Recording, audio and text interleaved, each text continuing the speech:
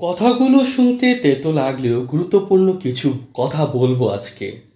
আমরা বাঙালিরা মনে এক কথা বলি এবং বাহিরে আরেক কথা পোষণ করি।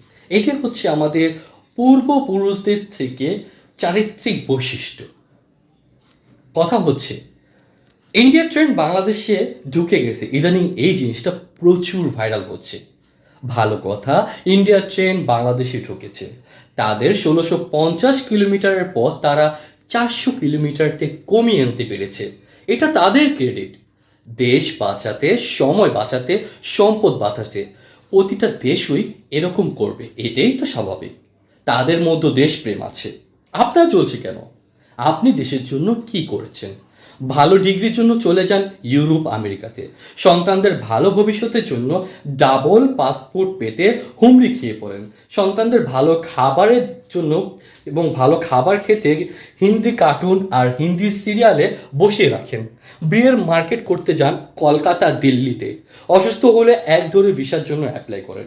রিজেক্ট হলে দালাল ধরে হলেও ভিসাটি করিয়ে নেন। ফ্যাশন, পড়াশোনা, শপিং, কসমেটিক্স, চিকিৎসা, পেঁয়াজ, গরু থেকে শুরু করে প্রতিটা সেক্টরই তো ইন্ডিয়ার উপর ডিপেন্ড হয়ে গেছেন। সিরিয়াল দেখতে দেখতে বাংলা ভুলে হরদম হিন্দি বোঝেন, পারেন, শুধু লেখাটা বাকি। দেশে ছোট্ট ছোট্ট ইস্যুতে কখনো কোনো প্রতিবাদ করেননি। ছেলেপেলেরা যখন রাস্তায় প্রতিবাদ করে তখন রাস্তায় জ্যাম পড়লে আপনার সময় বাঁচাতে অন্য রাস্তা ধরেন। ফেসবুকের পোস্ট ইস্যু দেখাও ইগনোর করে হিন্দি গান শুনতে শুনতে ঘুমান সব সময়। ইন্ডিয়াকে ভালোবাসেন না, কিন্তু ইন্ডিয়ার প্রোডাক্ট সার্ভিস ছাড়া আপনার এক মুহূর্তও চলে না। মেড ইন ইন্ডিয়া শুনলে গায়ের দামের থেকে বেশি দাম দিয়ে হলেও অরিজিনাল ট্যাগে প্রোডাক্ট কেনেন। বউকে কিছু দিয়ে বুক ফুলে বলেন ইন্ডিয়া থেকে ইম্পোর্ট করেছি। আপনার মধ্যে এত দেশপ্রেম আসলো কোথা থেকে? দেশের কোম্পানি দেউলিয়া হয়ে যায় বিক্রির অভাবে, আর আপনি আমার টাকায় আমি কিনবো স্লোগানে কথা চোরের প্রোডাক্ট কেনেন, সার্ভিস নেন। আপনার এইসব দেশপ্রেম দেখলে আমার লজ্জা লাগে ভাই, সিরিয়াসলি লজ্জা লাগে।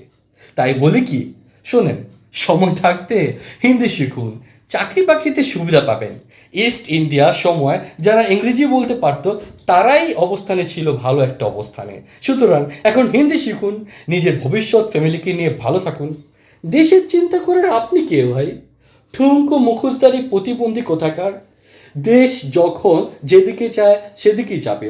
আপনার মতো লুলারা সেফ জোনে থাকুন, ভালো থাকবেন। হুদাই এসব ফেসবুকে বুলি ফুটিয়ে লাভ আছে? দেশের চিন্তা করার মতো আপনার আমাদের ন্যূনতম দেশপ্রেম কিংবা যোগ্যতা কোনোটাই নেই। সুতরাং সময়কে কাজে লাগিয়ে হিন্দি শিখুন, ভালো থাকুন। জয় বাংলা, বন্দে মাতরম।